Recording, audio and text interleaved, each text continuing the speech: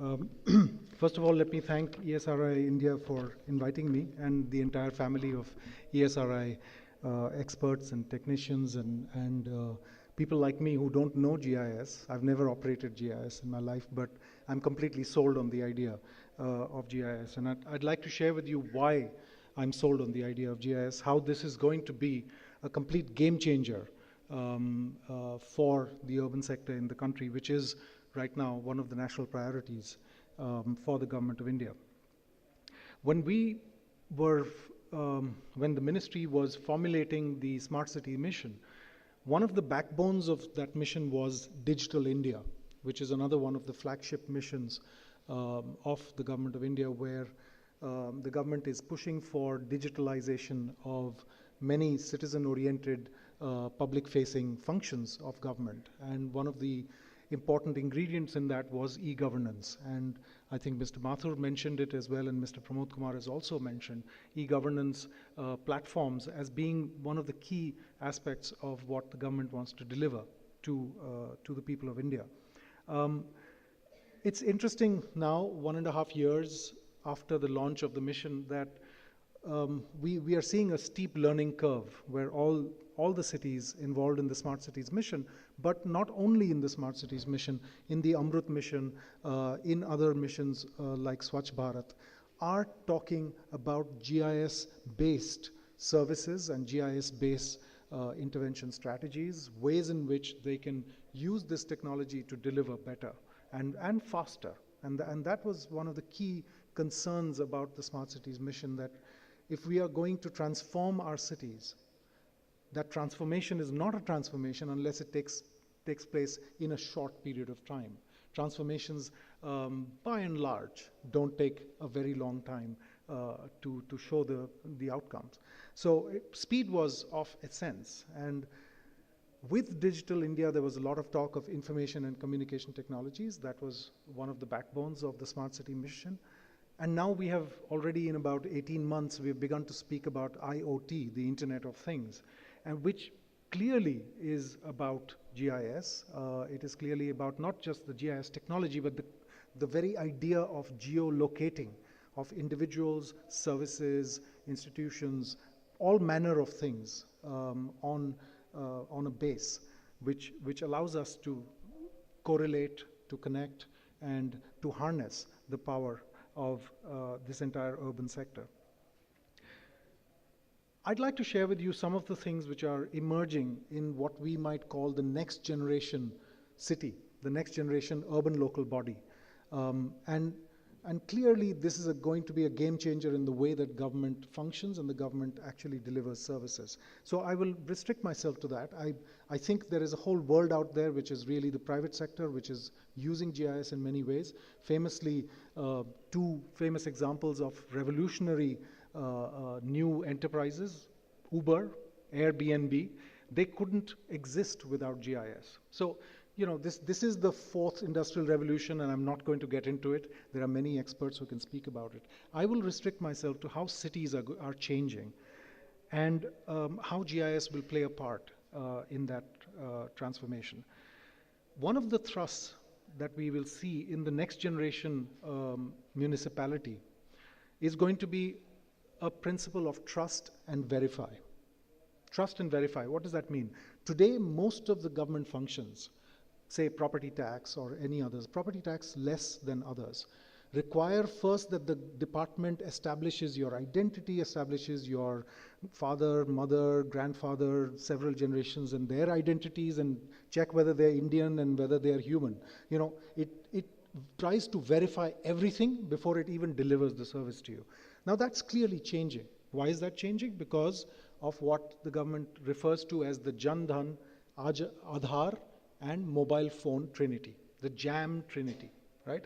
This is one of the key methods by which e-governance and improved urban governance is going to be delivered. So we move to a system where we trust the citizen first, based on a basic level of identification, and then we verify their credentials and so on. So the delivery of the service becomes upfront, and the rest follows. You can always catch somebody later on as well. You can deliver the service to them, then verify, and if they're found to be wrong, you can take them to court, you can hold them responsible for in any way trying to mislead the government. So there are many ways to do that. And clearly, geolocation, ICT-based identification are the ways in which we can ensure that people don't make a fool of government. And this trust and verify system not only will apply to property tax collection, it will apply to birth and death certificates, to land title processes, at least to start that process, and various other services.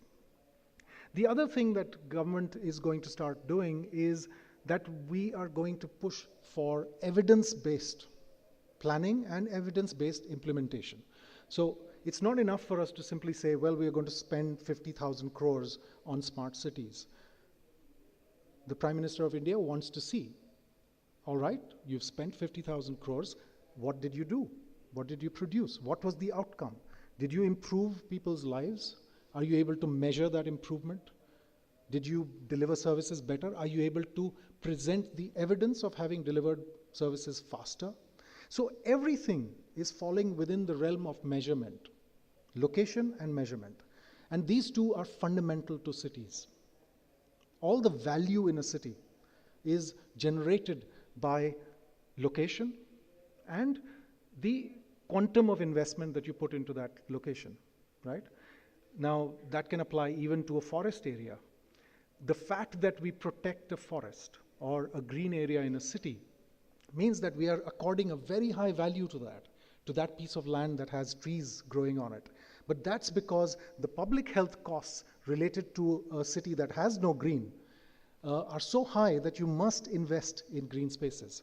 So the language of city management is changing, and we are beginning to understand that technology is going to help us to enhance the value of the city and all of its different functions. And technology can also help us to harness that value and deliver it to the final end user. The other thing that is going to change is planning. We are not only looking at land titling systems across the country. Right now, very few states have actually enacted land titling laws. Rajasthan is one of the first that provides you a land title certificate of a global standard, of an international standard, whenever you demand that certificate at the time of registering a property. This is going to spread. More and more states will take up this project of land titling. Again, I'm not going to keep saying, hey, there's GIS used in this and there's GIS used in that. You will see that every single thing that I'm talking about has embedded in it a logic of GIS. Then we have a huge transformation in terms of the way in which we plan our cities. And this is something that is going to also change the way we live in our cities. This is mixed land use. So the movement is away from the old-fashioned idea that land uses are going to be very strictly regulated and land uses are going to be segregated. So on this plot of land, I can only do housing, and then for the entire life of that plot of land, there can only be houses on it. That's going to change. Increasingly, cities are going to be encouraged to look at dynamic planning, flexible planning, so that they can actually analyze what is the value of a particular land use. In this particular location, there is a hotel, next to it there's a mall, and across the street there are residences. Should the plots across the street really be residences, or should they be commercial areas? We don't know as yet until we analyze it. And that analysis will require the application of technologies, right? So that technology of GIS with all the data that can be fed into that model, and Mr. Mathur earlier showed us all the different ways in which you can embed data into GIS models. Once you have that intelligent model, intelligent simulation of the city, you can take decisions about how to plan that city in an intelligent way so that you don't lose the value of land and other infrastructure in the city. Finance. Cities are required to raise finance not only from land value but also from the location value of all the different plots in the city. This is broadly called value capture. Value capture, again, is not possible without an analytical framework that brings together the data and the spatial location of that data, and so that you can actually understand what is the difference in value between this plot and the plot right across the street. On the market, they may actually be competing, but there might be encumbrances related to that plot of land which make it less valuable, or vice versa. So this is really the future in terms of urban planning. The collection of user charges. Every city will be required to collect user charges so that it maintains its infrastructure. Most cities in India do not collect sufficient revenues for them to sustain the infrastructure that they build. And this is the reason why, as you know, if you live in Delhi, why our garbage system simply is not working, because the expenditure on collecting garbage and processing garbage is not being met from any source as such. And for the future, cities cannot rely on their state government or on the central government to keep giving them money so that they can manage their garbage. If you have to manage it yourself, you have to map out the entire process of managing garbage.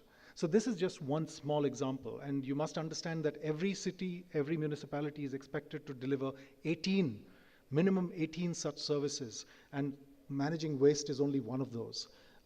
So it's a large, complex field that cities are having to negotiate. Very importantly, cities are going to have to issue municipal bonds. They will have to raise money on the basis of the value in their own city. They will have to get credit rating, and they will have to stand guarantee for the bonds that they issue to consumers and financial institutions. Now, that means you have to de-risk all the investment in the city.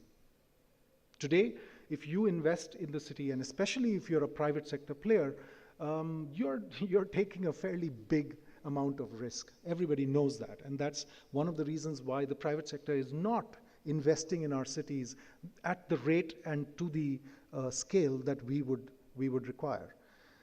In the smart cities, the 60 cities that have been selected till now, only 1/3 of their financial plans are coming from government grants.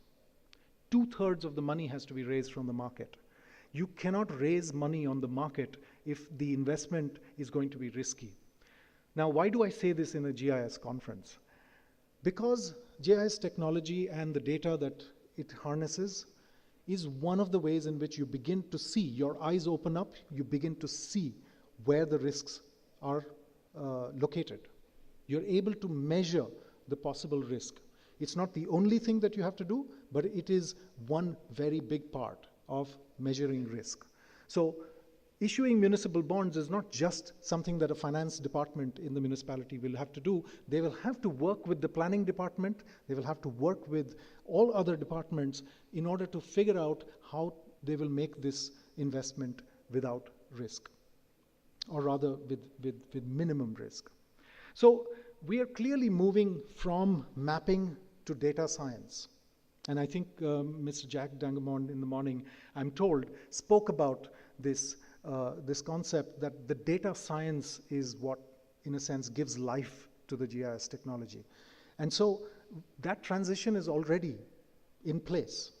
Government has already moved its thinking to recognizing that it is the data that will help us to solve these problems, and we must locate that data on maps so that we can get a grip on what a city is. Cities are fundamentally spatial entities, and you know this very well. Every time you travel in a train, an aeroplane, seeing the city from above, passing through a city, it's all about space, and it's all about location. The value in cities is all about location. Anybody over here who owns an apartment, even rents an apartment really, knows that value changes based on location. And that's just one example of everything that depends on location. So even our social relationships depend on location, right? People fix to meet their friends and their family depending on where they are located and where they can find the most convenient location for a restaurant. You name it. Every single function of the city is about location and space. So GIS, therefore, forms, in a sense, one of the, one might say, it's part of the DNA of the next generation city. And that DNA has to be protected. It cannot be used irresponsibly. And that brings me to another aspect of this, which is that for the government of India, it is very important that the entire sector understands that technologies cannot violate some of the basic principles and the directive principles of good governance. And one of those directive principles is going to be privacy. One of those directive principles for the application of GIS is going to be privacy as well as dependability. You cannot be irresponsible with the data that you map out. You cannot reveal individuals' information when you map that out. So we will have to get into a whole next generation thinking about how we can protect the interests of every citizen while delivering to them space age technology and space age services. So from mapping to data science, what does this transition really amount to? Clearly, what cannot be measured cannot be fixed, right? I mean, this is a cliche almost. You must have heard it. But one of the key things that happens when you begin to think in terms of data science is the potential for integration. GIS is also something that allows you, a technology that allows you to integrate across domains. If you're able to standardize the protocols by which you can integrate data across domains. So today, using GIS technology, a municipal commissioner is able to understand for his or her smart city how a transportation network, the land use, the water channels, as well as the forest areas in their city are interrelated. And that interrelation, that integration of that intelligence is a game changer. Till now, we had a situation where most people could not really imagine what their city is as a spatial entity. Today, mapping technology presents a picture, presents a mirror to that reality. And that mirror is very important. We are moving, of course, not only towards more standardization of protocols, but we are also moving towards what I would call do-it-yourself urbanism, DIY urbanism. And this is my own pet term, but it's got to do with open data. Not only does data have to be maintain the privacy of the user, but the data also ideally should find its way into the public domain, so that the do-it-yourself principle begins to activate itself. Governments in our country, and in fact in any country in the world, simply don't have enough people, warm bodies that can travel to every corner of the city to deliver public services, to fix things. Every light pole, every drain that needs fixing, you cannot send human beings after all of that. It is ideal as we move forward that communities begin to manage some of their own infrastructure. It's very interesting. The smart city Udaipur has launched a scheme where if you want to fix some infrastructure in your locality, you can hire from the city all the equipment required for doing it. All right? This is the do-it-yourself philosophy. It doesn't mean that taxpayers' money is not being used for public good. It just means that there are services and there are infrastructure needs that need to be met today. And if you wait for the government process to deliver those, it may take very long. So what are communities in Udaipur doing? They're working with the councillor who has a certain budget. They're working with the municipal commissioner. They're working with the legislative members who also have money to develop their constituencies. And they're saying, look, we'll give the shramdan. Shramdan means labor. We'll donate the labor. We'll hire the equipment from the municipality and we'll build the boundary wall ourselves, or we'll fix the drain ourselves. It's fascinating how that movement is gathering momentum. So this is what I call the do-it-yourself urbanism as well. And this do-it-yourself urbanism is impossible without the maps and without that data, because that's the only way in which the government and the public can see eye to eye. The only common ground is what is created by the maps and the data. And that common ground has to be protected. It's very important. So I've heard Jack, thank you very much for coming for the session. I heard Jack talk about the geography of where. Is that correct? The geography of where. The science of where. I would say the science of wherever. I would extend that, with some level of euphoria. I would say the science of wherever. Wherever we need to build urban infrastructure, wherever we need to deliver urban services, we should be relying on GIS technology and data science, wherever.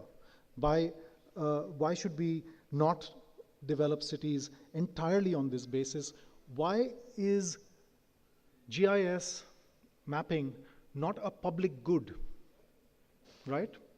Just as you are being provided a birth certificate, that's a public good. It's very important for every citizen to have one. Why are we not providing this as a public service? With the access to large amounts of open data and some data that cannot be made publicly available, of course, for security reasons and other reasons. This is where we need to head. The science of wherever and the science of data and mapping coming together and taking forward the vision that Jack has spoken about in the morning, so that we completely transform the way in which we see cities and we relate to cities and the way we use cities. Lastly, I would say that NIUA, my institute, has partnered with GIS on this conference because we want to reach out to the users of this technology and actually educate them more about the fact that this is not just about the labor that goes into creating GIS mappings. This is about being part of this transformation. And I'm so happy that the hall is full of young people, because you are not only the citizens, but you're also the technical experts that will help each one of your cities and your native birthplaces possibly tomorrow when you decide to go back to your birthplace and change that city. You're the ones who are going to be the soldiers of this transformation. And I think it's very important that we realize that this is not just a software. This is a way of seeing. This is a way of seeing the world, which is now not, well, let me put it another way, which is now an indispensable part of becoming smart, becoming more prosperous, becoming more competitive, and most importantly, becoming more humane and livable. Because at the end of the day, all technologies throughout history have allowed human beings to tap into their humanness, not to become automatons or cyborgs. It's nice to see Arnold Schwarzenegger, battling the cyborg on Terminator, but clearly none of us want the world to be populated by those machines. We want to remain human, and it's fascinating that this technology, along with other technologies like information and communication technologies, allows us to retain that commitment to a humane, livable city and a city that everybody can share, while having one of the most sophisticated technologies and most sophisticated data sciences hidden inside those little devices that we use, that my children use as well, and I'm sure all the children that each one of you might be associated with are using today. They are born and they start using these technologies. So it's a matter of a very short time that this technology is going to be embedded into our entire life process. And I think we should be thankful that we have access to it, and we should be extremely critical of all the different components that we can build on using this technology. When I say critical, I mean that it is extremely critical to the future of our cities, and we need to invest a lot of thinking and intelligence and a lot of effort into making this a reality. So thank you very much for being part of this urban transformation, and I look forward to more interaction with you. Thank you.